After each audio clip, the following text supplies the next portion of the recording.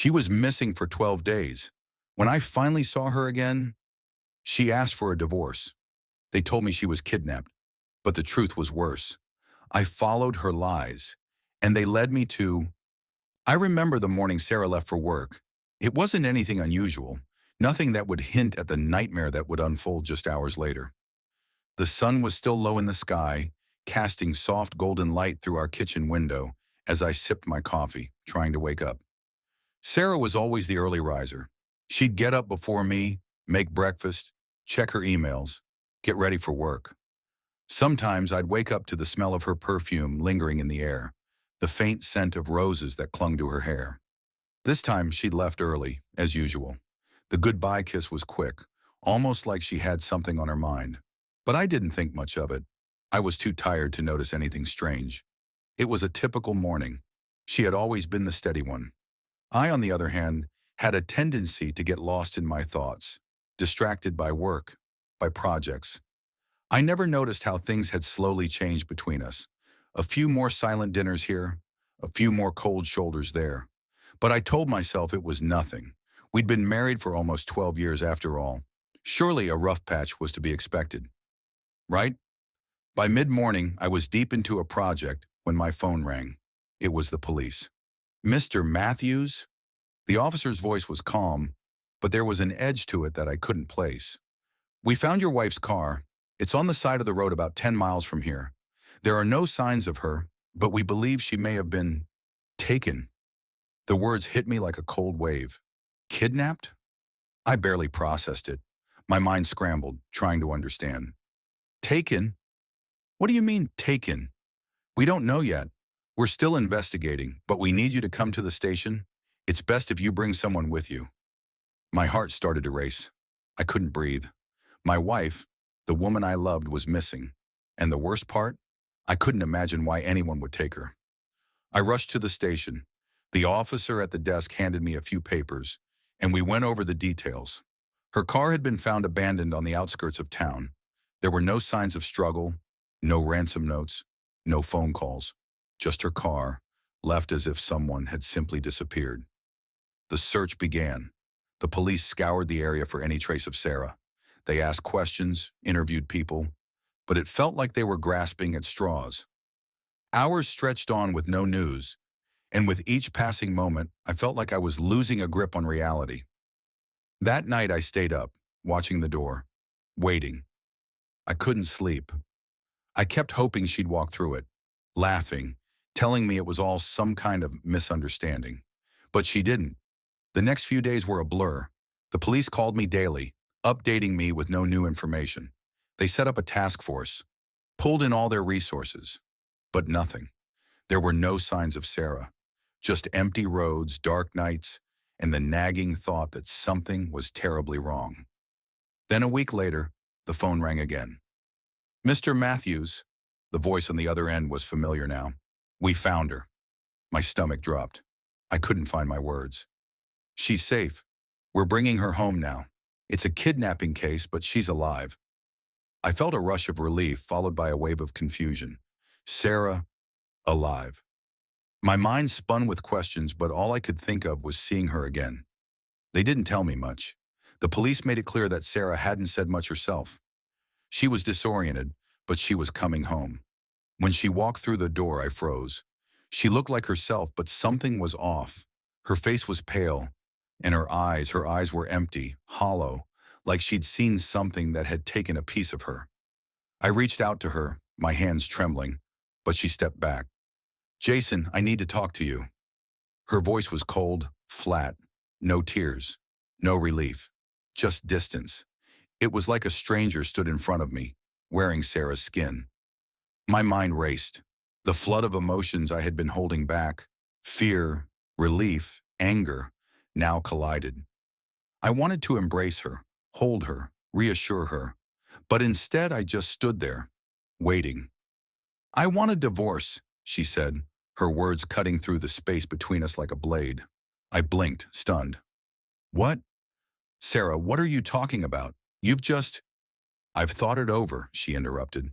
Her gaze was unwavering, distant. "I don't think I can do this anymore. I want a divorce." My world collapsed in on itself. The woman I had married, the woman I thought I knew, was standing in front of me, saying that she wanted to end everything we had built. My throat tightened, and for a second, I thought I might collapse right there, in front of her. But I didn't. I didn't say a word. Instead, I watched her walk past me, her movements stiff, almost mechanical. She didn't even look back. And as the door to our bedroom closed behind her, I couldn't shake the feeling that something was wrong. I had spent a week imagining what it would be like when she returned. I had pictured tears, reunions, explanations. But none of that came. Instead, I was left with a cold, empty version of Sarah, someone I didn't recognize. I stayed in the living room for hours, staring at the spot where she had stood. My mind reeled. Had I missed something? Was I just imagining it? But no, it was real. Sarah wanted a divorce, and I had no idea why. But I would find out. I had to. The days after Sarah's return felt like I was living in a parallel universe. I couldn't comprehend what had happened. The woman who had left was not the woman who came back. It was like she had slipped into someone else's skin, wearing a mask I couldn't tear off. She had always been the emotional one, the one who would share every thought, every feeling. But now she was cold, distant. When I tried to talk to her, to understand what had happened during her disappearance, she would just look at me with those hollow eyes and say, "I don't want to talk about it. I tried everything." I made her breakfast one morning, hoping to rekindle some semblance of normalcy. I sat across from her at the table, trying to make small talk, but the silence between us felt like a chasm I couldn't cross. "You're not hungry?" I asked, pushing the plate closer to her. She glanced at the food, then back at me. "I'm not hungry, Jason. I'm fine." The words hit harder than I expected. There was no warmth in her voice, no familiarity. It felt like I was talking to a stranger, not the woman I had shared my life with for over a decade. That night after dinner, if you could even call it that, since we barely spoke, I lay in our bed staring at the ceiling, my mind spinning. I kept replaying the events in my head, the phone call, the police, her return. The entire situation felt wrong, like I had stepped into a nightmare from which I couldn't wake up. I tried to talk to her again the next morning, but when I walked into the living room, I saw something I hadn't noticed before. Her phone was out on the counter, wide open, and there were messages on the screen. I didn't mean to look, but I couldn't help myself. The first message was from someone named James. "I miss you," it said. "I'm waiting for you." My heart skipped a beat. The next message was worse. "We'll be together soon. You just need to end things with him. He won't even see it coming." My blood ran cold. Who was James? What was she planning? Was this the person she had gone to during her disappearance? I was frozen, staring at the screen. And that's when I noticed the transaction history. Sarah had been withdrawing large sums of money from our joint account. It wasn't just once. There were multiple withdrawals, all in the days leading up to her return. There were no explanations, no bills to explain the money, just a trail of strange, unexplained spending. I had no idea what was going on, but I knew I had to find out. I didn't want to confront her just yet. I had a feeling she wouldn't tell me the truth. So I did something I never thought I'd have to do. I hired a private investigator. The investigator was a man named Sam, a grizzled ex-cop with a sharp eye for detail.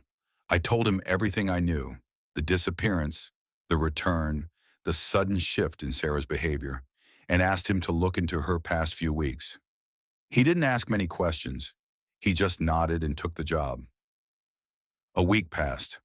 During that time, Sarah's coldness toward me continued to grow. I slept in a different room. I could feel her avoiding me, even though we lived under the same roof. She didn't ask where I was going when I left the house, and I didn't ask where she went when she left for the day.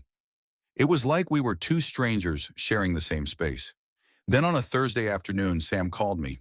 His voice was low, cautious. "I think you need to come in. We need to talk." I met him at a small cafe near his office. When I sat down, he wasted no time. "Your wife wasn't kidnapped, Jason," he said, looking over his shoulder as if making sure no one was listening. "She staged it. The car was abandoned deliberately. It wasn't a random attack." I stared at him, unable to speak. "What do you mean, staged? Why would she do that?" "Because she went to see someone else. A lover. James, the same guy who's been texting her. They planned it all, Jason. She's been lying to you. I felt like the ground had shifted beneath me. All this time, I had thought she was the victim, but now everything was unraveling. Sam continued. She's been seeing him for months. This wasn't some spur-of-the-moment affair. She planned everything. The disappearance, the kidnapping, everything. And when things went wrong, when things with James fell apart, she came back to you. I shook my head. But why? Why would she come back now? And why did she say she wanted a divorce? That's the thing, Sam said, leaning in closer. She's playing a game. She wants your money, Jason. She's making her move now, while she thinks you're vulnerable. She wants everything you've worked for. Your house, your savings, your life. I sat there stunned, processing the words. The love of my life, the woman I had trusted, had been hiding a dark secret. And now she wanted everything. I needed answers. I had to confront her, but I knew it wouldn't be that easy. She wasn't just going to tell me the truth. She had already shown how cold and detached she could be. But I wasn't going to let her destroy everything we had without a fight. I just needed a plan. The weight of Sam's words hung over me like a thick fog. Everything I had believed about Sarah, the woman I had trusted, the woman I thought I knew, was a lie. She wasn't a victim of some terrible crime. She was the mastermind of her own disappearance. And now she was playing a dangerous game, one that involved me and my entire life. The realization that she had been seeing someone else, James, the man whose name I had only just learned, was like a knife in my gut. It felt impossible to reconcile the woman I had shared my life with for so long with this cold, calculating person Sam had described. I spent the next few days in a daze, walking through the motions of everyday life while my mind was consumed with the discovery. The police had left me to pick up the pieces, their job done now that they had found Sarah. But I had learned the hard way that the truth didn't always look like what they presented. I knew I couldn't confront her yet.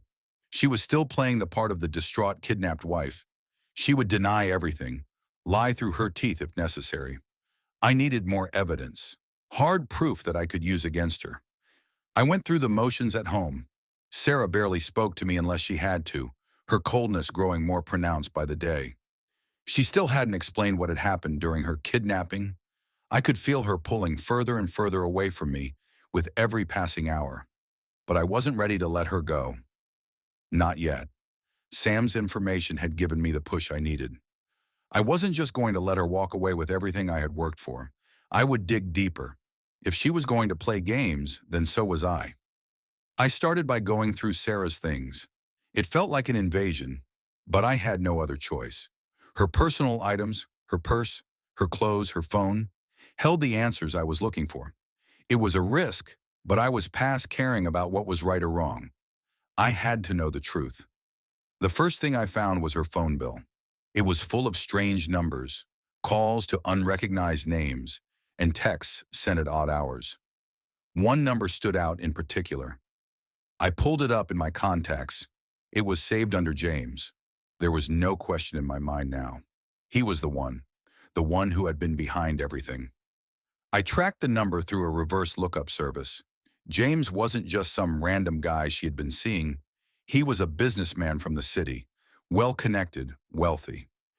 He had ties to some shady people, which only made the whole situation more complicated. It wasn't just an affair, it was a partnership, one that was built on lies, manipulation, and money. I needed to find out more. I had to see for myself what Sarah had been up to during the time she was kidnapped. That's when I decided to hire a private investigator, one who could dig into James's background, someone who could connect the dots for me. Sam had been helpful, but I needed more. I didn't tell Sarah what I was doing. She was already on edge, making it clear with every interaction that she wanted out. She hadn't even asked me where I was going anymore, which made things even stranger. Was she really that detached from me now? Or was she just so confident in her plan that she didn't think I could do anything to stop her? While Sam worked on digging into James's history, I turned to the one thing I hadn't checked yet, Sarah's emails. I had hesitated at first. It felt like another betrayal, but what choice did I have? If she had planned this whole thing, I needed to know why. I found the email accounts connected to the financial transactions, small ones at first, like hotel bookings and car rentals, all linked to a fake identity. But as I sifted through the emails, something caught my eye. A message from a lawyer. The email contained an official document from a law firm demanding that I sign papers giving Sarah full ownership of the house, the car, and a sizable chunk of our savings. It was the divorce papers. But it wasn't just a divorce. It was a strategic move. The lawyer was demanding everything from me, as if she had planned this from the beginning. She wasn't just ending our marriage. She was taking me for everything I had. She wanted me out of the picture entirely. I took a deep breath. This was getting worse by the minute. But I had one advantage. I had the evidence now. Sarah was trying to manipulate me, trying to make me think she was the victim. But it was all a lie. I started preparing my own plan. I needed more. I couldn't just confront her without knowing the full extent of what had happened. But I could see it now. Sarah's betrayal was far more calculated than I had ever imagined. This wasn't about just an affair. This was about money, power, and control. It was time to take the gloves off. I waited until Sam got back to me. A few days later, he called with the information I had been waiting for. James, it turned out, wasn't just a lover. He was part of an underground group, involved in a series of scams and schemes. He and Sarah had been in on it together. The disappearance, the so-called kidnapping, it was all part of a bigger plan. But what was the plan? I didn't know yet, but I would find out. I had my evidence. I had the pieces of the puzzle, and now it was time to play my part in this game. The divorce papers would be served soon, but Sarah was about to find out that she had underestimated me. The truth was coming, and she wouldn't be able to hide behind her lies much longer. I spent the next few days piecing together the evidence I had gathered. The private investigator had done his part, uncovering James's criminal ties, and I had every email, text, and transaction to prove Sarah's involvement. But I knew that wasn't enough. I needed something more, a final, undeniable piece of the puzzle, something that would expose her once and for all. The divorce papers were waiting to be served. I could feel the inevitability of it. Sarah was confident that she had won, that everything was already settled. But she didn't know I had my own game in motion. I had been playing the part of the clueless husband for far too long. Now it was time for her to face the consequences. I went through the documents again, making sure I hadn't missed anything. There were emails, records of calls, and the paper trail of money moving from our accounts into her lover's hands. But it was a recording I had recently found that would be the most damning evidence. It had been buried deep in the files of her phone, hidden away in a private folder. But when I stumbled upon it, I knew it was the key. The recording was a conversation between Sarah and James, a conversation that, at first, sounded like any other. But then, toward the end, Sarah said something that made my blood run cold. "He's so stupid, James." He actually believed the whole kidnapping story. He's still convinced I was a victim. What a fool. I could feel my fists tighten around the phone as I listened to the words. She was mocking me, belittling me as though I was nothing but a pawn in her game. She thought I was too weak to figure it out, too naive to understand what she was doing, but she was wrong. I was done being her fool. I had the recording saved on my laptop, ready to be played in court. It was the final piece of the puzzle that would shatter her lies, the perfect weapon to turn the tables. The next morning, I took the step I had been preparing for. I went to the lawyer's office, the same one that had been handling Sarah's side of things, and I handed them my counterclaim. Along with the divorce papers, I included my evidence, emails, financial records, and, most importantly, the recording of Sarah's conversation with James. When I sat down with my lawyer, I could see the shock on his face as he reviewed everything I had gathered. He had been expecting a simple divorce case, but this was a bombshell. "Jason," he said, his voice low, "this changes everything. If we present this in court, Sarah won't stand a chance. This is fraud, manipulation, and conspiracy. She's not just trying to divorce you, she's trying to steal from you, and she's been lying the entire time." I nodded, feeling a strange sense of calm wash over me. For the first time since Sarah's return, I felt like I had control. She thought she was the one pulling the strings, but I had been working in the shadows, waiting for the right moment to expose her. The day of the divorce hearing came faster than I had expected. Sarah showed up, her usual cold, detached self. She was dressed in a formal suit, her expression carefully crafted, as though she were playing a role in a movie. She sat across from me, and I could see the smugness in her eyes. She thought she had won. She thought the divorce was a foregone conclusion, but I was about to change that. The lawyer called the case to order, and I sat silently, watching Sarah as she took her seat. My heart was racing, but my mind was focused. This wasn't about winning a divorce. This was about exposing the truth. When it was my turn to speak, I didn't waste any time. I stood up, my voice steady as I addressed the judge. Your Honor, I'd like to submit evidence. This isn't just a simple divorce case. This is a case of fraud, deceit, and manipulation.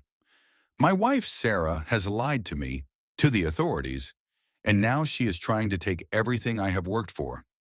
She has been involved in a scheme to steal from me, and I have the evidence to prove it. I handed over the documents to my lawyer, who presented them to the court. The judge reviewed them briefly before looking back at me. Is there anything else you would like to add? He asked. I hesitated for a moment, then nodded. I reached into my bag and pulled out my phone. I could feel Sarah's eyes on me as I pressed play, knowing that this moment would expose her for who she truly was. The room went silent as the recording of Sarah and James played. Her voice echoed through the courtroom, each word cutting through the tension in the air. As I heard her mock me, I could see the shock in her eyes. Her face paled, and for the first time since her return, I saw something other than the cold detachment. Fear.